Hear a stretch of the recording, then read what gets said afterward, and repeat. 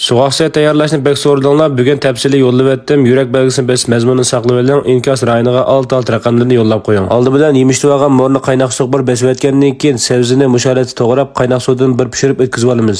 Qaynatib suzib olgan sabzini suğaqsida bir chaqib o'tgandan keyin morni ustiga silib bir aralashtirib o'tamiz. Ustiga qizil lazi va ko'k lazini g'it shaklda to'g'rab solamiz.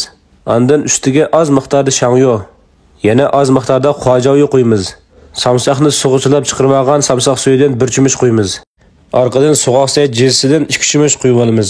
Suğaqsa ugunishni xohlaydiganlar bormi? Bo'lsanglar inkas rayoniga va shansho deb qoldirib qo'yinglar. Ugundiganlar ko'p bo'lsa men davomli yo'llab beraman. Tangshalgan ochiq suvni qanday yasaymiz deganda javob ketdinglar. Tangshalgan ochiq suvni 200 gram ochiq suv, 50 gram etgan laza, 80 gram xonyo, 40 gram tuz, 40 gram vejan, 40 gram jijang, 40 gram chanıgan samsaq, 30 gram chanıgan zanjibil, 30 gram shikarni silib ravurs aralashtirib eritib, liansiya jist yasaymiz. Ondan suğaqsa tayyorlig'i vaqtida ustidan qo'yib aralashtirib musharat tayyorlasak bo'ladi. Texnik ko'p taomlarni o'rganmoqchi bo'lsangiz, bosh paytdagi boshqa filmlarni ko'rib o'rganib olsangiz bo'ladi. Kebab va har xil taomlarning ochiq-chuchuklarini ko'rishlar lozim bo'lsa, bosh paytdan undar qo'shing.